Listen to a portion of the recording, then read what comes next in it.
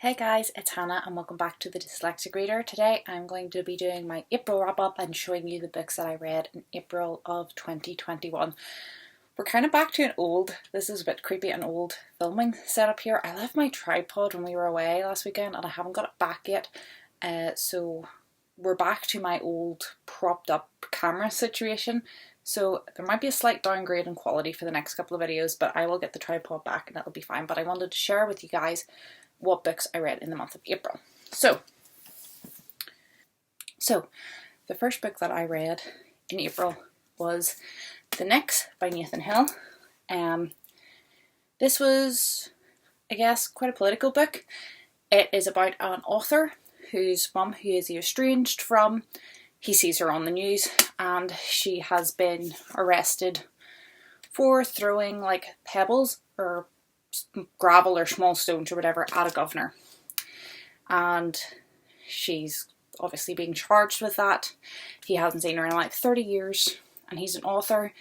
His current book isn't going very well and the publishers, I'm not reading this, is all in the first chapter, the publishers kind of put to him, well, you could write your mum's life story, that would be a really interesting book, but it needs to get like sorted now. So he reconnects with his mum and tries to kind of find out her life story and why she left him and all the political activism that she was in. So it goes between modern day, which is like 2010-ish I believe, and the 60s when his mum was young, and then also like the 80s when he was young, and it kind of bounces back. And I really enjoyed this and ended up getting a 4-star.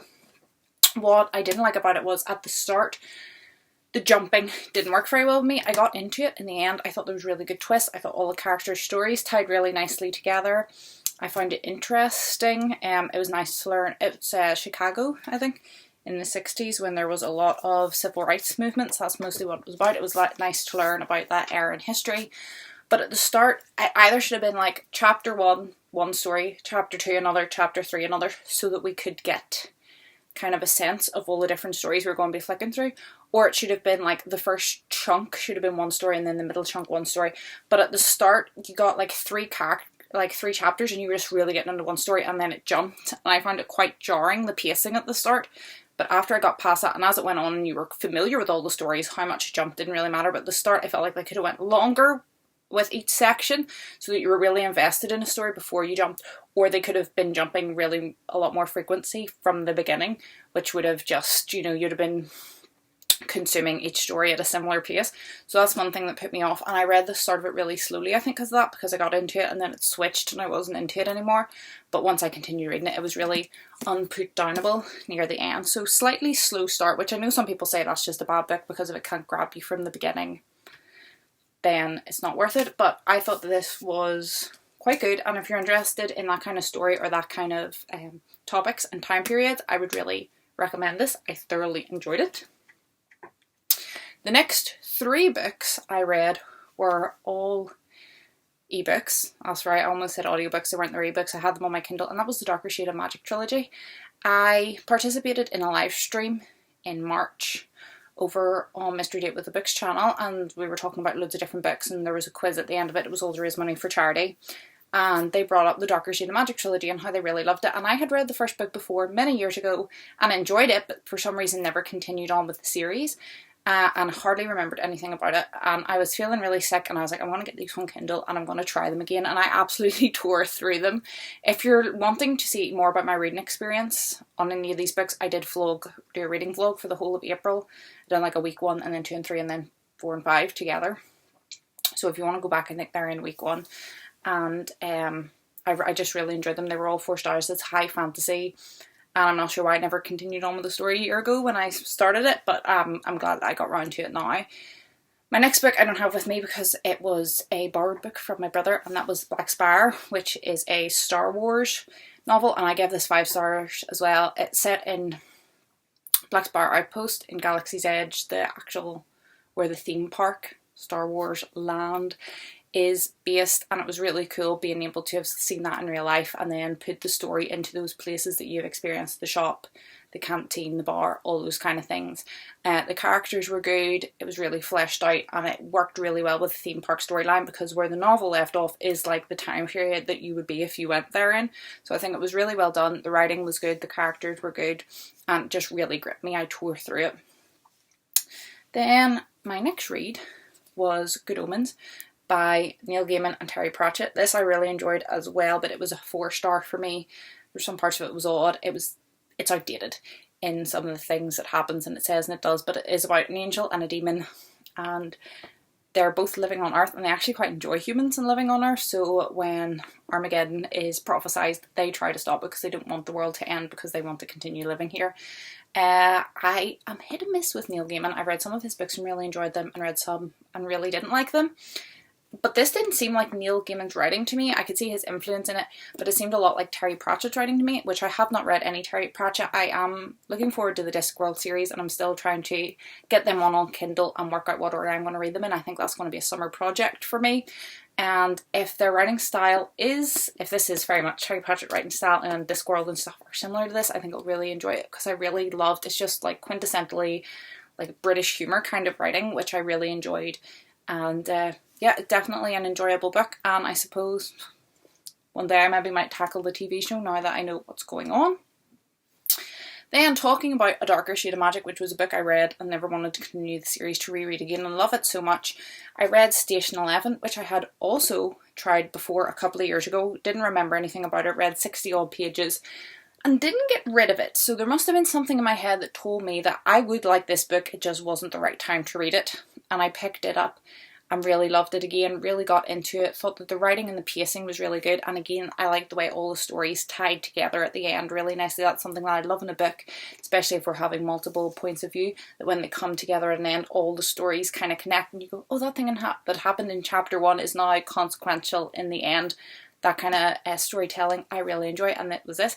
It is about a flu pandemic completely wiping out the world, which was maybe a wee bit close to home, but also maybe made it a bit more realistic. Maybe when I read this, started it 4 years ago, whenever it was, it seemed a bit ridiculous to me, but now it's actually quite realistic, so maybe that had something to do with it. So if you're still having feelings over COVID that you don't really want to delve too deep into, this maybe is not the book for this now, but it's about a flu pandemic that wipes out the world, and then it's set as part of it is set when the flu pandemic is just kind of kicking off, and everyone knows that like people are getting sick, but it's not really. And then 20 years later, when it's a post-apocalyptic world, there's no planes, there's no internet, and everyone's just kind of living in their like little secluded groups, and like 90% of the population is dead. And it flicks back and forth and follows the same people, and their stories again are all intertwined. So this was really good, and I really like the writing style, so if I saw any more of Emily St. John Mandel's books in the future, I would pick them up.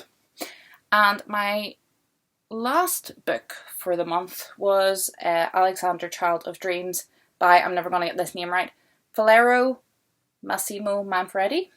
This is the first in a trilogy, and is by Alexander the Great, and this first book followed from his birth through his childhood, his tutelage under Aristotle, and up until the time where he takes the crown.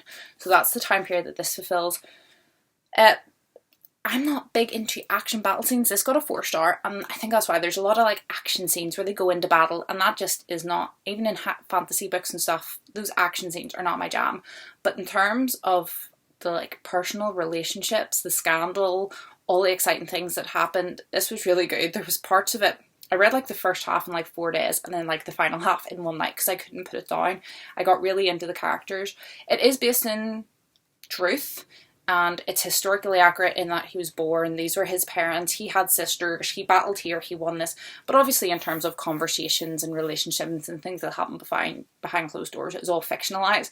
But in terms of battles won, who he knew, where he was and when, all his relationships, they're all factual and really interesting characters, and I definitely want to continue with the series, but I think it's something that you have to be in the mood for, because between some of the names obviously being in like ancient Greek and really complex battle scenes and stuff, it's not an easy read, not for me anyway, but I thoroughly enjoyed this. So this was another 4 stars. So I read, let's count them, 1, 2, 4, 5, 6, 8. I read 8 books in April, and 5 were 4-star. No, 5 were 4-star and 4 were 5-star. Yeah, that's hard to say. Let's just get some stats. If you give me a second, I can pull up. Yeah, 8 books, and it was over 4,000 pages, so quite a lot of pages. Quite happy with that. I normally always read really well in April, and yeah, that's it. So I had a really good reading month in April. I didn't read as much as March. Normally April is my highest reading month, but in March I read all 13 series of Fortune Events books in 3 days. So that's up on my channel. I done a vlog of that. So that obviously threw my page stats way out of the roof, because that was like the whole series. But 4,000 pages in a month, and all 4 or 5 stars, was a really good reading month for me. May has also started off really well, so I hope that continues.